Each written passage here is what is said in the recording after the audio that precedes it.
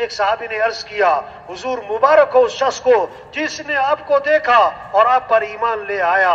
آپ نے فرمایا ایک مرتبہ نہیں 7 مرتبہ مبارک ہو اس شخص کو جس نے مجھے نہیں دیکھا پھر بھی ایمان لے آیا. تو بھائی چھوٹی سی زندگی ہے. آج زمین کے اوپر ہیں کل زمین کے نیچے ہوں گے. آج زمین پر چل رہے پھر دفن ہو جائیں گے.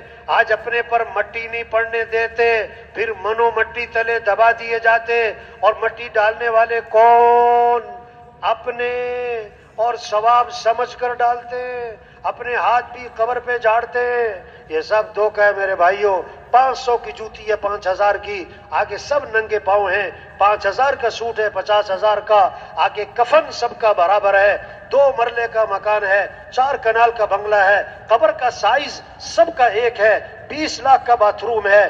آخری غسل بھٹے پہ ہے. 30 لاکھ کا بیڈ ہے. آخری چارپائی جنازے والی سب کی ایک ہے. 10 کروڑ کی گاڑی ہے. آخری سفر تو ڈالے پر ہے ایمبولینس پر ہے.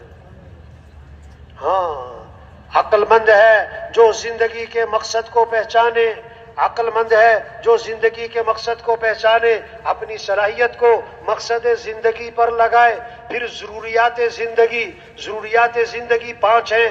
ضروریات زندگی 5 ہیں. اس میں بقدر ضرورت لگنا ہے. بقدر ضرورت لگنا ہے. کھانا ہے لباس ہے مکان ہے شادی ہے سواری ہے. یہ ضروریات زندگی ہیں. یہ ضروریات زندگی ہیں. بقدر ضرورت لگنا ہے. کھانا ضرورت ہے بقدر ضرورت لگنا ہے. حضرت عائشہ رضی فرماتی ہیں ایک چاند دوسرا چاند تیسرا چاند چڑھ جاتا تھا. 2 ماہ گزر جاتے تھے ہمارے گھروں میں آگ نہیں جلا کرتی. ہاں کھانے سادہ تھے آج زور لگ گیا کھانوں پر. توبہ توبہ کھا رہے ایک وقت میں کئی چیزیں کھا رہے بار بار کھا رہے بار بار اتنا کھا رہے اس کھانے کو ہضم کرنے کے لیے بھی کچھ کھا رہے ہیں.